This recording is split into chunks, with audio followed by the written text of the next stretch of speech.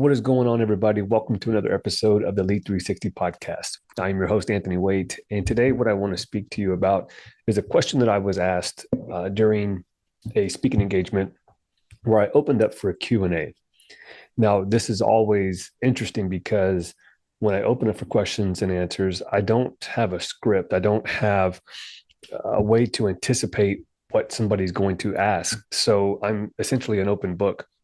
And what I like to do is I like to give unfiltered, undoctored, if you will, advice that comes straight from the heart and things that I've applied in my life that has helped me go from struggling as a man, as a husband, as a father, as a leader, to doubling down and betting on myself and climbing the ranks of the military and also making an impact and having influence around the world. And so the question that was asked was, what is a mindset that has helped you, or what did you have to shift in your mindset to help you get to where you are and lead and speak and help other people? And I'll give you three mindsets that will help you change your life. These are different hurdles that I've had to overcome and that I found that has helped me throughout my journey. Now, this is coming from someone who lacked confidence, was unsure of themselves, always, played small because I sold myself short. And despite what the highlight reel may show, I think everybody struggles with this internal dialogue, this internal battle between their ears. And one of those mindsets that I had to realize that really helped me flip the switch was that understanding that what we focus on will grow, and that's good or bad. Where your focus goes, your energy flows. And for a long time, I would focus on the negative. My mantra was prepare for, hope for the best, but prepare for the worst. And so guess what I got?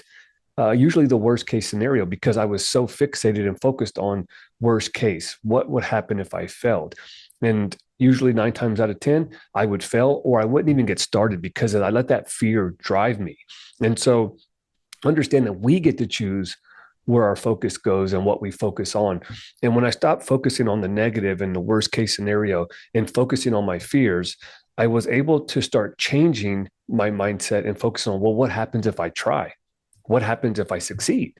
What happens if I play full out and don't get paralyzed by this fear?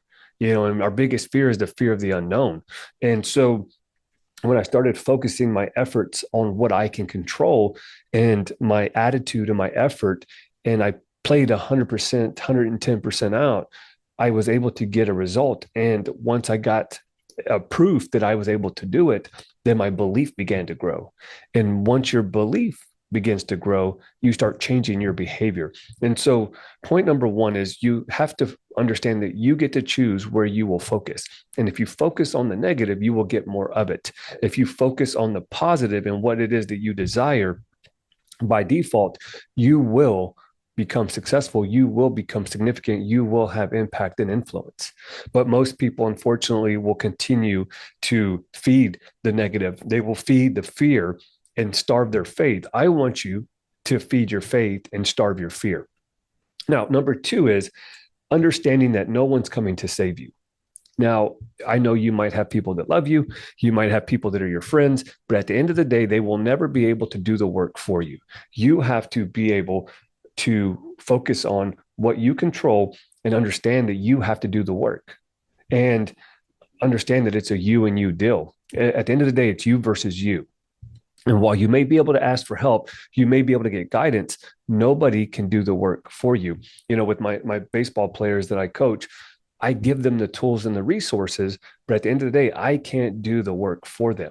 They have to understand that once you have the skill set, you have the resources, it is up to you to take action. This goes with taking ownership of your situation or circumstance and asking yourself, I may not be able to do everything, but what is one thing that I can do right now that will move the needle forward? And what I found in my life is that when I did this, it kind of diminished that paralysis by analysis. No longer was I procrastinating, because procrastination is a prioritization problem. When we procrastinate, it's because we are afraid to take action. So we find distractions. Remember, the devil doesn't have to destroy you. He just has to distract you, and we destroy ourselves. And so when you understand that no one's coming to save you, nobody's going to be able to do the work for you.